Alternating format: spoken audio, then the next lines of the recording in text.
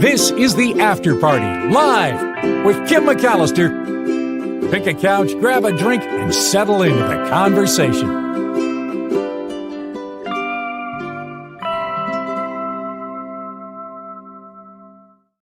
Wait, here it is. Hi, everybody. It is the After Party Live. Oh, that's really loud. Woo! Thank you for being here. Thank you for your patience. The after show meeting at the Mark Thompson show next door. Boy, that took a long time. But it's going to be a really good show tomorrow. And I have some exciting news. I'm going to announce it here, and then we'll make the official big announcement tomorrow as well. I don't know if you remember, last week we mentioned comedian and attorney J.L. Cauvin was trying to get on the ballot in New Jersey to run for the House seat left vacant by the new governor-elect. Success has been achieved. JL is on the ballot. So he needs some donations to get that campaign up and running. He'll be with us tomorrow, hopefully, as we start the show. But that's kind of exciting to hear. Hopefully he gets elected. That'd be really cool to make that happen. JL for president. Woohoo! Yeah, exactly. All right. Let's get into some of these stories because I want to do a story before we jump into trivia. It seems like a lot of people like it. Yeah, he made it. I know, it's exciting. It seems like people like trivia earlier in the show rather than at the end. So I did a little informal poll here in the chat, and it looks like the gist is that you prefer it earlier in the show. So I'll get to the first story just in case anyone is tuning in for that. And then we'll jump into trivia. And the first story, remember this one from last week? This raccoon that, was it last week or yesterday? This raccoon that got into the liquor store in Virginia, I believe it was, and imbibed on multiple bottles of booze, staggered to the bathroom of the liquor store and passed out between the toilet and the trash can. Not quite as dramatic, but today's story involves a seal who walked into a bar. This happened in New Zealand. Kind of a double take from the people at the bar. Yikes. Hard to see here, but it's got an outside, like kind of an open patio entrance. So in the seal comes into the bar area. There he is right at the welcome mat. You can see the bar there. Just wanders in and flaps his way right to the bar bathroom. What is it about wild animals heading right back to the bathroom? I don't know. It is. It sounds like a joke, right? A seal walks into a bar. The seal ended up lodging itself under the dishwasher, and it was the bar is called the Sprig and Fern. The Sprig and Fern the Meadows. It's a craft beer bar in Richmond, New Zealand, at the top of New Zealand's South Island. And they say they're used to seeing animals wander through. Usually it's a dog or a cat because it's kind of an open bar-ish area. But they said this time it was a seal. This is a first for them. And they said everyone was in shock. One patron grabbed a sweater, tried to usher the seal out the back door, but that just stressed it out. And so then it tried to get away from people, tried to run into the restroom, hide under a dishwasher. Then they unplugged the dishwasher to make sure the animal was safe. Somebody ran home to get a dog crate. They tried to lure the seal out of the hiding place using pizza that the pub was offering as a special. Like, you got some pizza, see if he wants that.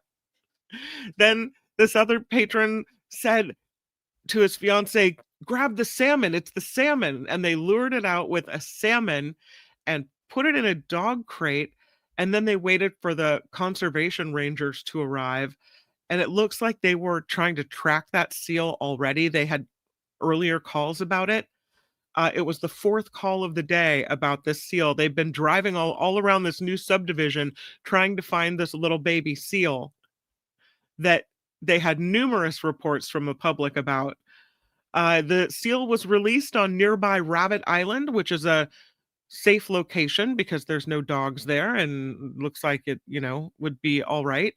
And they say it's not unusual for curious young seals to show up in unexpected places at this time of year. But the pub, maybe not so much. They're doing good work though in New Zealand. They have these conservation programs where they're growing seal and sea lion populations, and the problem with that is the more they have, the more confrontations with humans they have, right? So we'll probably see more of things like this. Yeah.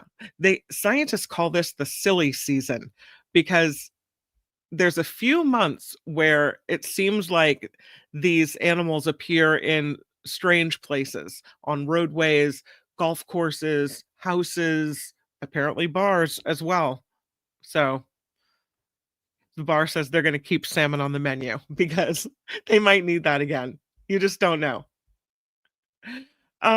Should we do one more? Let's do one more and then we'll jump into trivia. Talked about it yesterday on the Mark Thompson show, but just in case you have forgotten, tonight's moon is supposed to be the last supermoon of 2025. It's going to be really close. It's going to look really big. It's called the cold moon because the polar vortex is ushering in frigid air. The moon is appearing slightly larger and brighter than usual on Thursday night, tonight. The peak illumination is at 6:14 p.m. Eastern Standard Time.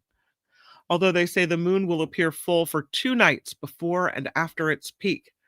The moon will be shining brighter because it occurs as the moon approaches perigee, which is the point in its orbit when it's closest to Earth. So on average, the moon is 238,850 miles away, but tonight it will be about 17,000 miles closer to us. So it'll look super big. It's the third supermoon of 2025, and there were a couple last month. Usually they happen November, December. They say the best time to view the moon will be just after moonrise this evening when it appears larger than the horizon. So check out the cold moon tonight. If you get any good pictures, you know where to send them. And just in case you don't know where to send them, I'll throw it up on the screen. It is Kim at the afterparty.live. Send me your supermoon pics, your cold moon pics. Put on a jacket, go out there, snap a couple pictures, as long as you're safe, and send me the photos, and I'll showcase them here. I would love to do that. Okay, it is time for, here it is, Thursday trivia, after party style. And I have some holiday trivia for you. And it's got everything. It's got some music trivia, some more traditional holiday trivia. I really think that we've got it all here. So, with no further ado, let's do it. In Jingle Bell Rock, you know the song. Where are they dancing and prancing? In Jingle Bell Rock, where are they dancing and prancing?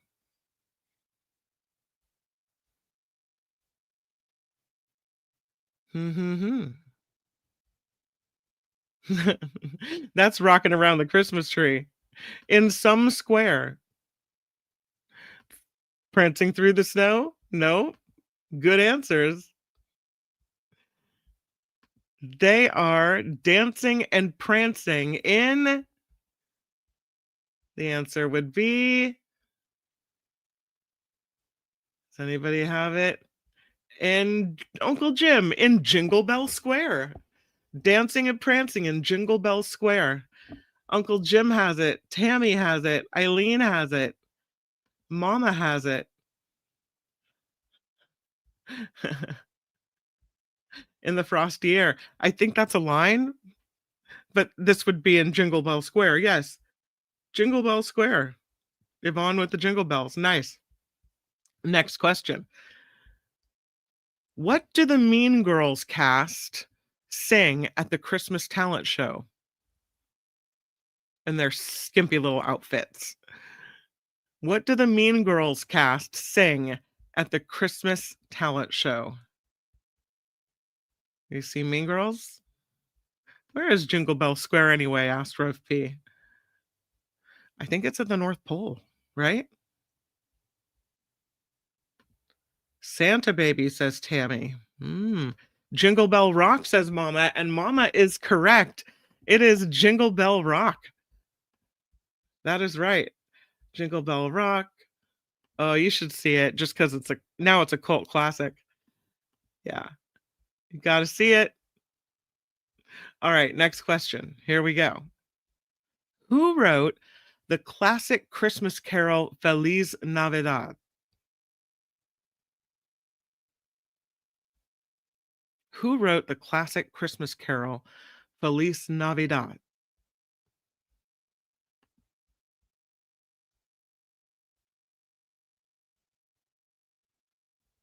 Yeah, Blue Spark has it. I'll give it to Yvonne. She said it's Jose. Yeah, Jose wrote it. Jose Feliciano, to be exact. Blue Spark has it too. And so does Eileen. And so does Mama. With the correct accent on the E. That is correct. Tammy has it. SJ Lola has it. So does Yvonne. And Dillette has it. So does Jana Rama and Jim Slayton. Nice. Well done. Okay. Which famous duo sang Last Christmas? Hum it so I don't have to sing it for you. Last Christmas. Which famous duo sang it?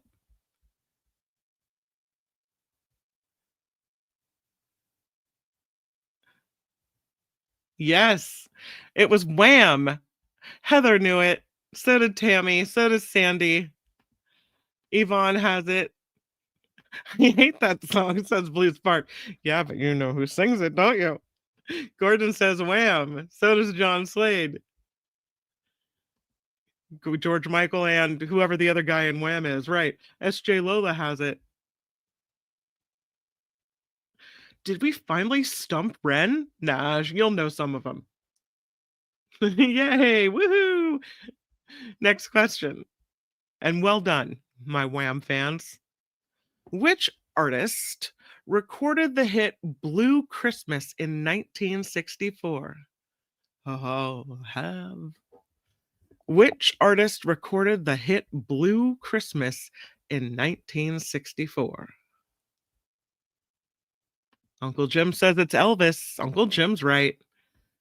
I'll just click through. And then JT and Ren. See, Ren, you got it.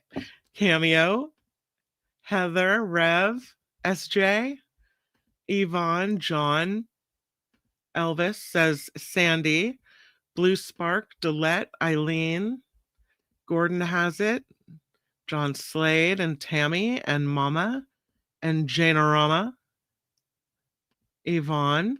Nice. Next one.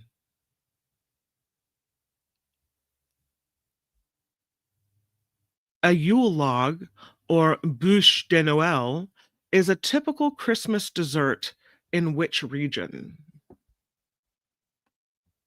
It's typical of my family, so I would say California, but hey, a Yule log or bûche de Noël is a typical Christmas dessert in which region? The answer is technically West Europe. I'll take France, Scandinavia, Rev, Ren, Maud, Eileen, yep. SJ, yep. JT, yes. Sandy, yes. I'll take it, Dillette. Dillette, my European expert. Cameo, yes. Yes on Nullifidian. It depends on how they're made. It's usually this spongy cake with frosting, like some type of It can be a fruit frosting, like, berry frosting, or it can be kind of more an espresso style frosting, rolled up and then with dark chocolate all over it, made to look like a log. And then they'll do these uh, mushrooms that they make out of meringue that grow all over they make it like it's growing all over the log. Is it good? Yes, except sometimes very, very rich because there's a lot of chocolate and frosting going on. It is good though. Yes, Janorama, true. Yes, Tammy, I'll take any European location there. Western Europe, Mama, yes. Heather, yes. Nether regions, eventually. Mid Europe, yes. That's Yvonne. Nice. Teacher Lori. Technically not Europe, right? But I think it's popular everywhere. So I'm in a festive holiday mood today. I'll take every answer. Beautiful. Which of the following is a traditional Italian dessert at Christmas? I would not have gotten this one right. Which of the following is a traditional Italian dessert at Christmas? Blue Spark likes a good fruitcake. Really? Maybe I haven't had a good one. Every fruitcake I've ever seen has been like, oh, stay away from that. This would have been a good guess. Tiramisu. No, it isn't. Yvonne says Pantone or Pantone. And the answer is Pandoro. So Pantone, Pandoro. I don't know. Is it the same thing? Panayone. Yeah, it's Pandoro. I'll give it to you, Rev. If you say pan something, I'm good. Eileen, Yvonne, Pantone, yeah, Rev P, Pantone, and Pan de Oro. SJ Lola, Cameo, Jane, Mama. Yeah, seems so. My Florence employer got it for everyone. Ooh, how was it? Was it good? I don't think I've had that before. Delicious. What country does the holiday drink coquito originate from? What country does the holiday drink coquito originate from? Where do you get the coquito?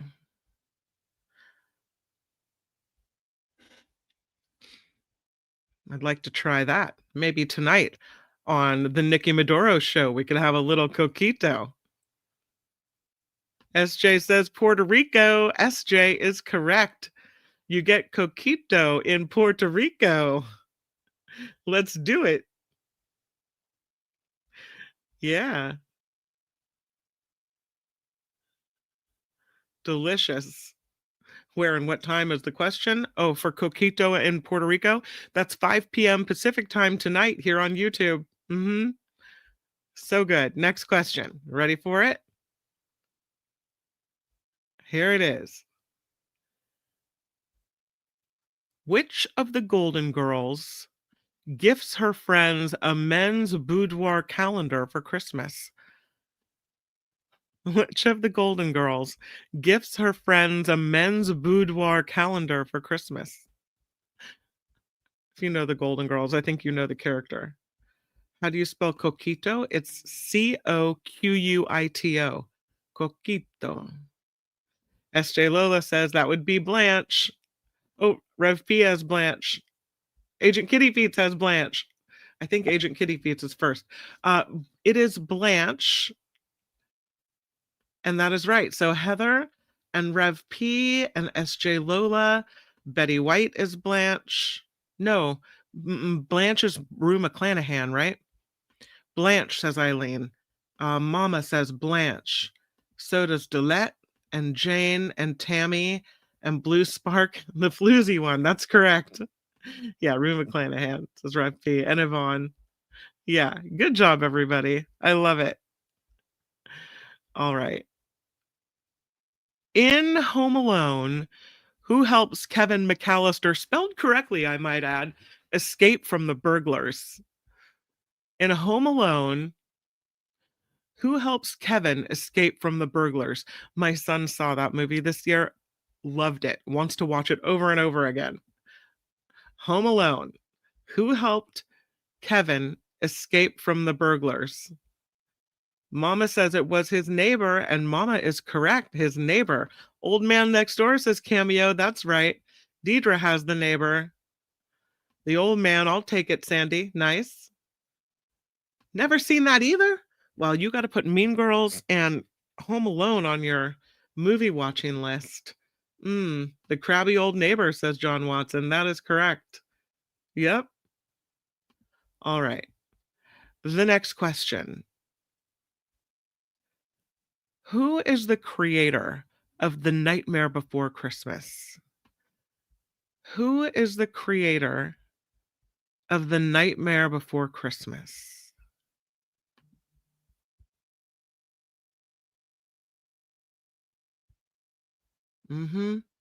Ren says it's Tim Burton, and Ren is correct, as is Deidre and Sandy and Cameo and Tammy, apologies, and Heather and Mama and Jane and Rev. Delette has it. So does Rhonda and SJ and John Slade and Teacher Lori and Blue Spark. And you guys are on fire. Beautiful. Next question. Kind of wintry questions, maybe not so Christmassy, but that's all right. We're non-denominational here at the after party. How about this? Where do people go to witness the winter solstice in the UK? Where do people go to witness the winter solstice in the UK? Where would you go? You wanted to check out the winter solstice. You would go to Stonehenge, says Ren. Yes, that's exactly where you would go. Heather has it too. So does Cameo and SJ and Dolette, Uncle Jim and Deidre and Tammy and Jane. You guys all have it. Donna, Yvonne, Finn, Stonerhedge. I'll take it. And Chris and Rhonda. And yes, nice. All right. Next question. What famous winter attraction is Budapest known for? Maybe we should go to Budapest on our next travel day, Tuesday. What famous winter attraction is Budapest known for? They are known for not an ice sculpture. Good guess. I love the college try. The market, the ice village, the Christmas fair, the night market, all good answers. Some kind of ice fort, Christmas markets, question mark, Christmas markets, sleigh rides. Good answers. They are known in Budapest for their thermal baths in the winter. For their thermal baths. What spice will you not find in Mexican hot chocolate? Cinnamon, chili powder, or ginger? What spice will you not find in Mexican hot chocolate? Cinnamon, chili powder, or ginger? Yes, I mean like hot springs. That's right. The answer is ginger. And it looks like you guys are totally up on your Mexican hot chocolate because Deidre has it. And JT and Ren and Chris, Eileen, Heather, Donna, SJ, Jane, Rev. You guys are all over this. Look at that. Can click through really fast. Everybody knew that. Okay. Next one. How about this one? In ancient Greece, who was the goddess of the harvest? In ancient Greece, who was the goddess of the harvest?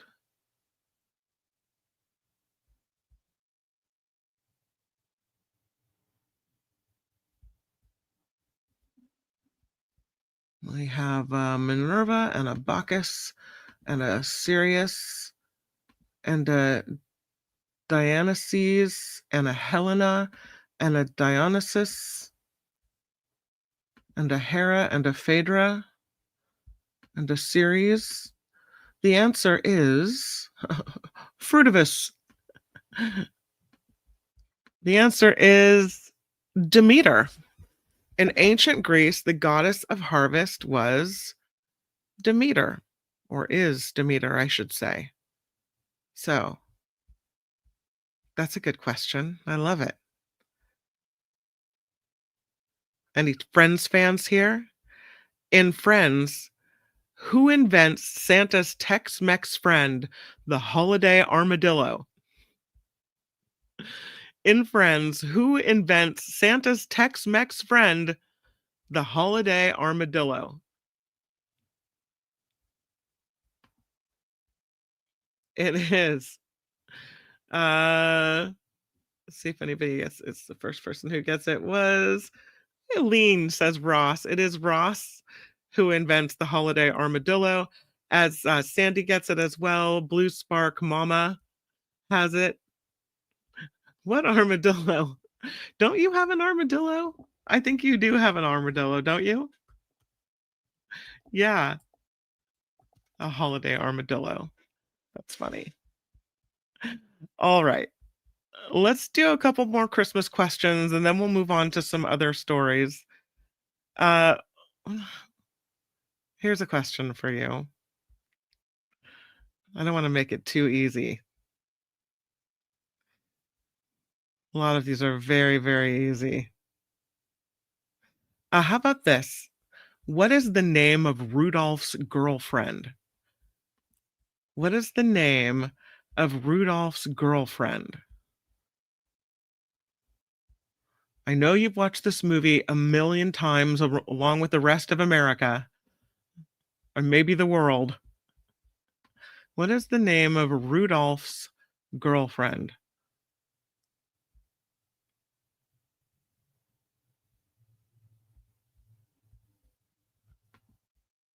Her name is not Rhonda. You mean our Rhonda or Rhonda in general? No. Mama has it. It's Clarice. Rudolph's girlfriend's name is Clarice. That's right. Yeah, in Rudolph, the cartoon that is on what used to be on every Christmas. Now I have it on DVD. Clarice is right. Mama got it. Well done. You gotta have to access the Wayback Memory Machine to get that one, right? Mm-hmm. I would ask you this song about the 12 Days of Christmas, but I don't want to make you sing the song to remember the answer. So I'll ask you this one. Whose eyes are all aglow in the Christmas song? Whose eyes are all aglow in the Christmas song?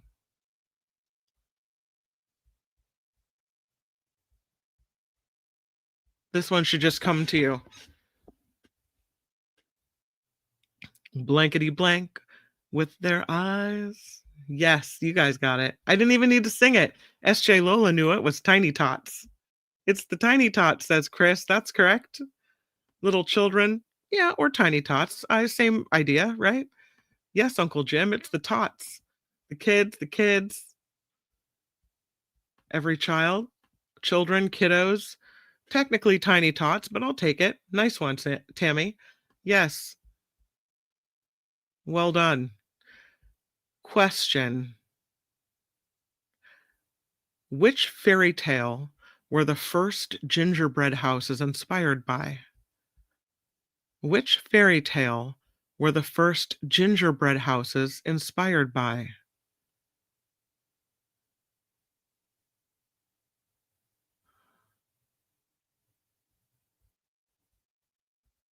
The answer is yes, Hansel and Gretel. John Slade has it. So does Deidre and Chris Holm. I didn't know this, but it makes sense. Ren has it. Ren, who thought she wasn't going to get any right today, is killing it. Rev has it. The one with the witch. Right. She's a witch, right? Yeah. Hansel and Gretel. says Uncle Jim and Blue Spark and Eileen and Nullifidian and John Watson. Donna Holm, everybody knew this but me.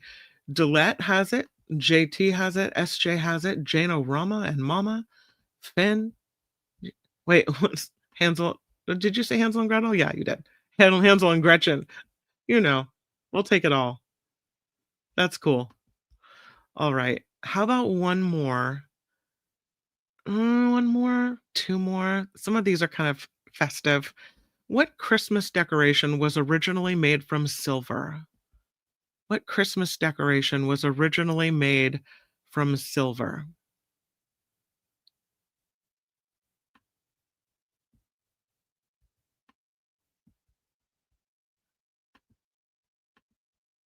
Yeah, you guys got this. It's tinsel. Deidre has it, and Chris has it, and Ren, and John, and SJ, and Yvonne, and Donna, and Mama, and Rev has it, Nullifidian. It's tinsel, says Dillette. Yep, that is correct. Phineas, that is some expensive tinsel. Yes, it was. It is not eco-friendly. If you save it every year, you're not going to throw away silver, right? Okay, last question. No, second to last question. Which horned figure punishes the naughty children at Christmas time? Which horned figure punishes the naughty children at Christmas time?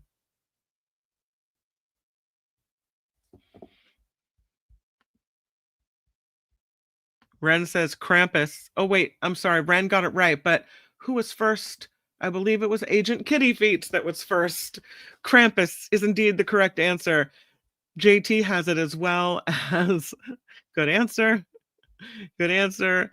And Ren has it, and John Slade, and Mama, and John Watson, and SJ. Okay, here's the last question. This hot spiced cider is a popular Yuletide tradition. What is it called? It's a hot spiced cider. It's a popular Yuletide tradition. What is it?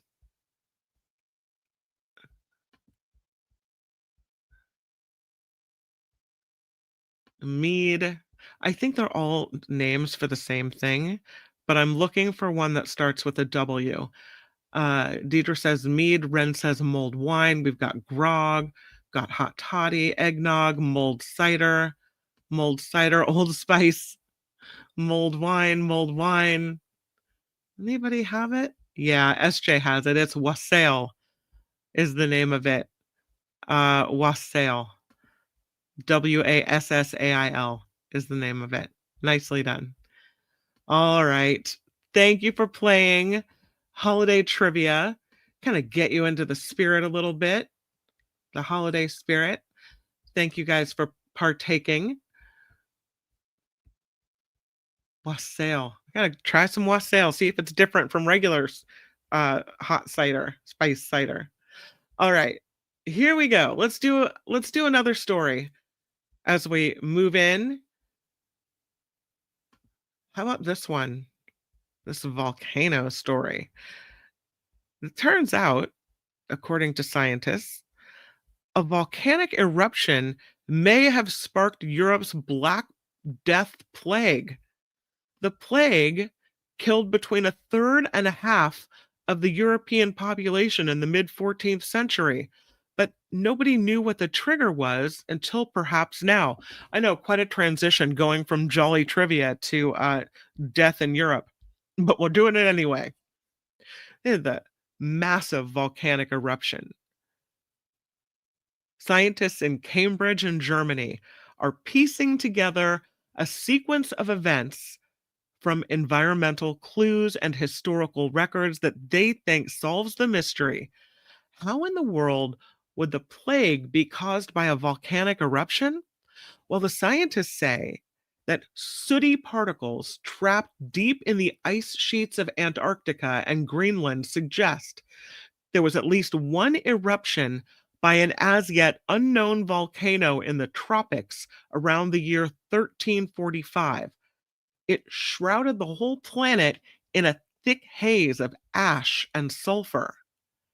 And evidence written at the time reports unusually cloudy conditions and dark lunar eclipses. That, according to a study in the journal Communications, Earth, and Environment. New analysis done of tree rings from around that time, 1345, shows there were 3 years of stunted growth. It suggests this volcanic haze resulted in very cool, wet conditions that would have led to a series of crop failures. So people are hungry, right? One of the study authors and a historian of medieval climate and epidemiology at the Leibniz Institute for History and Culture of Eastern Europe, his name is Dr. Martin Bausch, says the eruption's impact on food supply was the key first stage in the sequence of events building up to that pandemic. Mr. Bausch tells Sky News that in the years before the Black Death arrived, there was a very unusual weather from England across the Mediterranean. That the large scale pattern can only have a climactic explanation, and the volcano was a good one, he said, because the impact would last 2 or 3 years, and it all fits together. So they say first you have crops disrupted, and then you have a famine resulting in that. And that explains, he says, why the Italian maritime cities of Venice, Genoa, and Pisa reached out to the Mongols of the Golden Horde around the Black Sea in 1347 and started to import grain.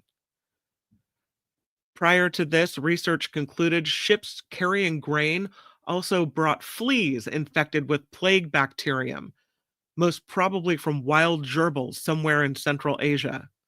Once that grain was in Italy, the fleas then jumped onto rats and other mammals and spread devastation around Europe. These powerful Italian city-states had established long-distance trade routes across the Mediterranean and the Black Sea, allowing them to activate a highly efficient system to prevent starvation. But ultimately, says Mr. or I should say Dr. Bausch, ultimately these would inadvertently lead to a far bigger catastrophe.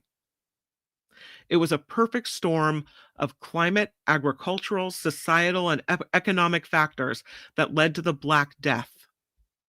It was an early example of the consequences of globalization.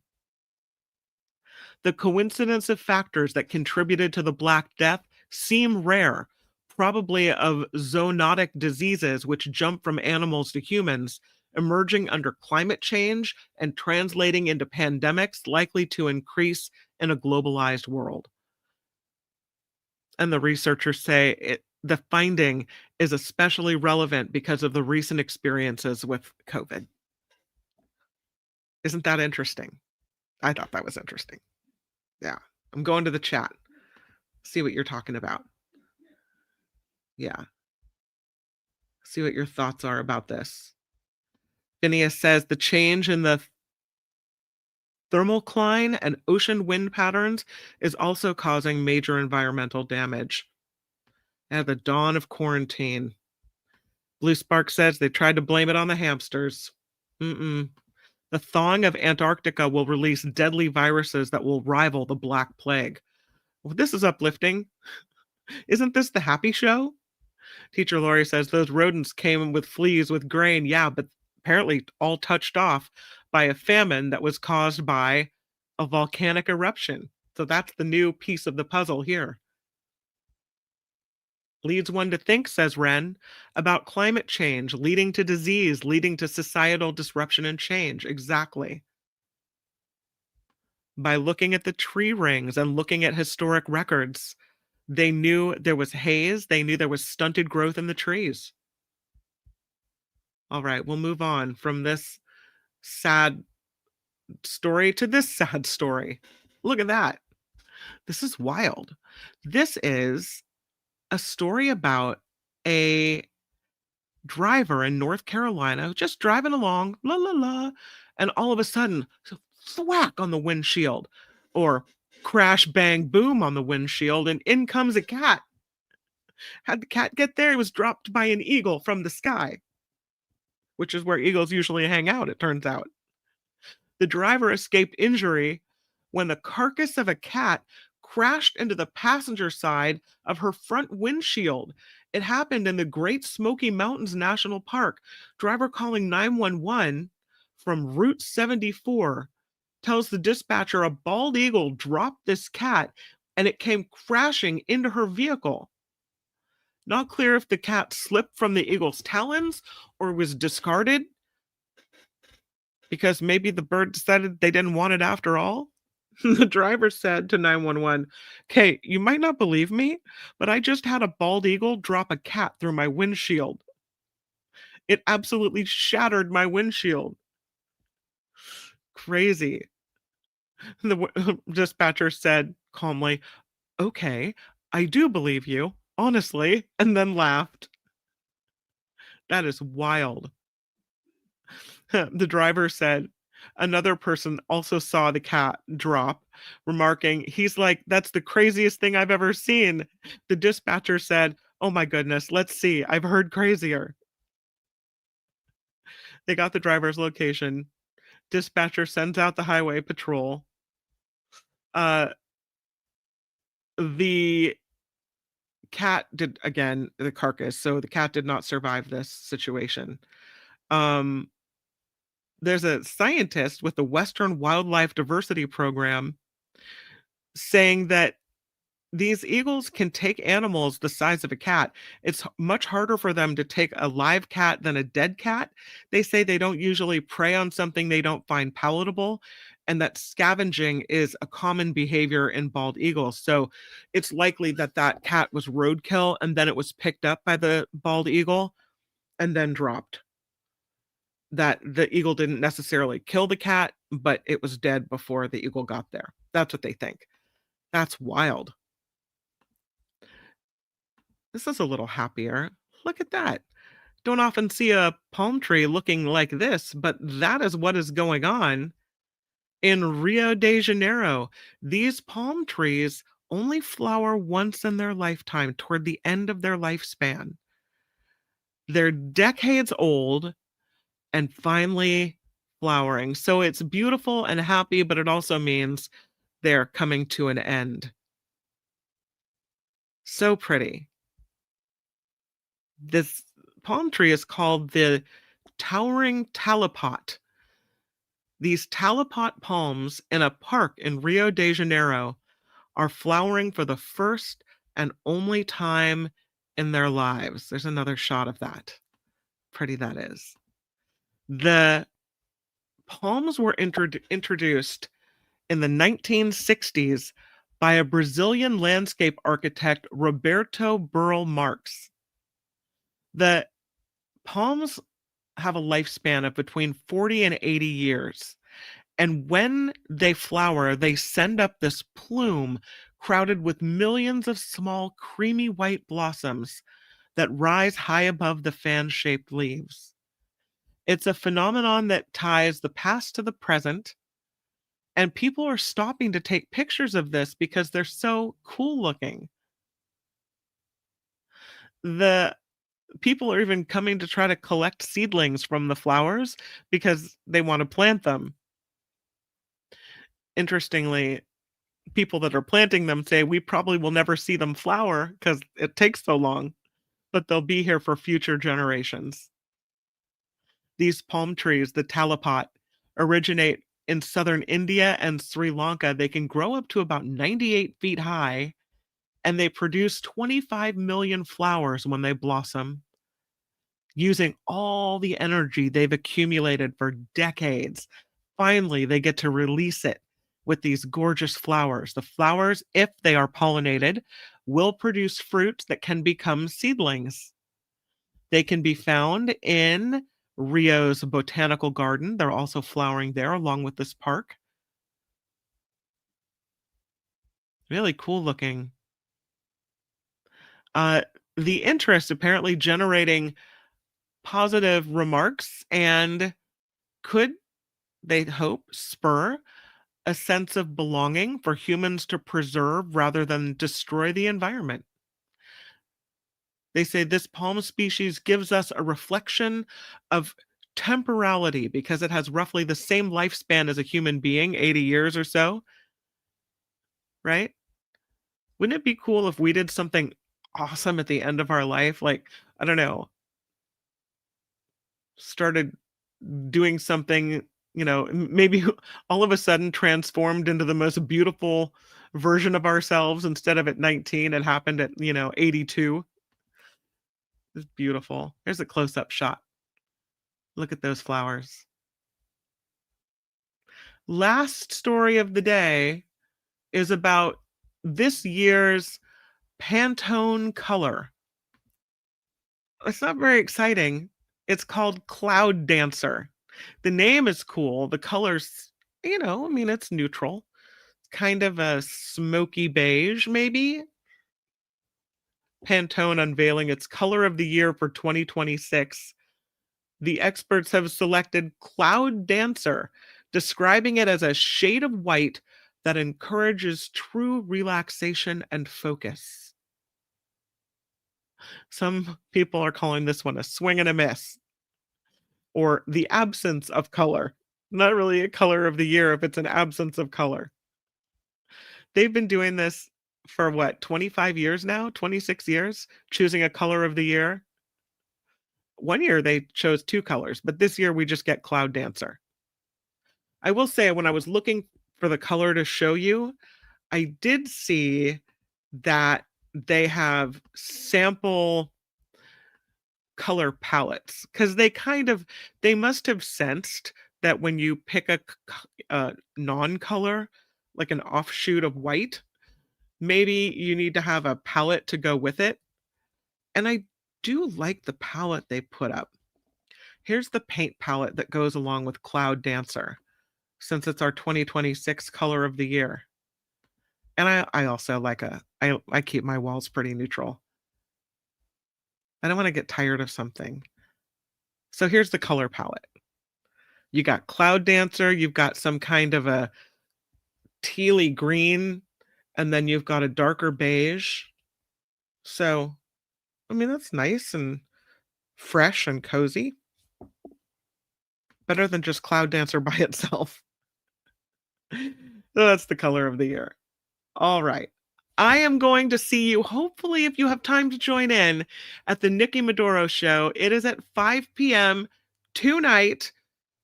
Cocktails, mocktails, politics, and fun. Set an alarm. I have 2 or 3 now set on my phone, so I don't miss it. And I hope you won't miss it either. Again, it is the Nikki Maduro show, 5 p.m. Pacific, right here on YouTube. So I'll see you there in just a couple of hours. And we can hang out a little bit more today. So see, the party isn't over. We're just taking a break, and we're going to be right back with it. You can't get away from us today on YouTube. Until we meet again, please make it the very best Thursday that you can. Good job on trivia, and I'll see you over at Nikki's house. Bye, everybody.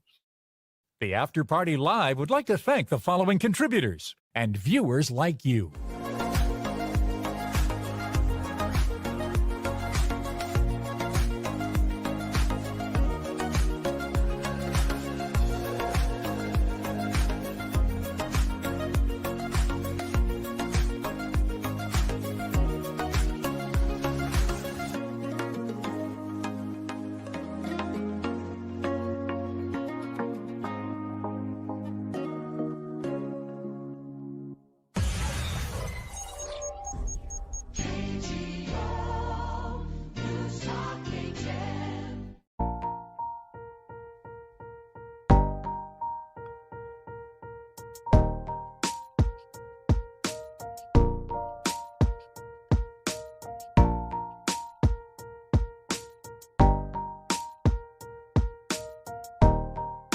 And I was remiss in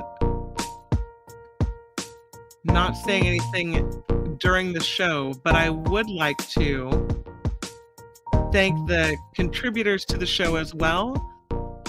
Most recently, via PayPal, Deborah S., Wes, Carol S., Rhonda A. Huge thank you to everyone who sets up that monthly payment or contributes to PayPal or to the super chats and super stickers here. Much appreciated. And thank you guys for all the stories that you send as well.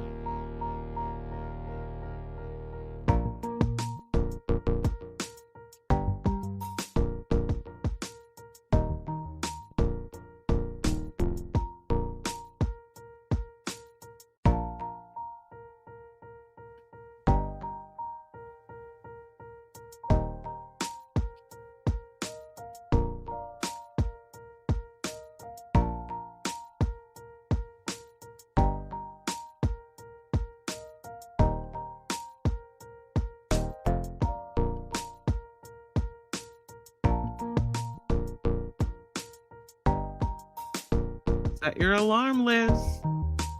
Pop on in and join us.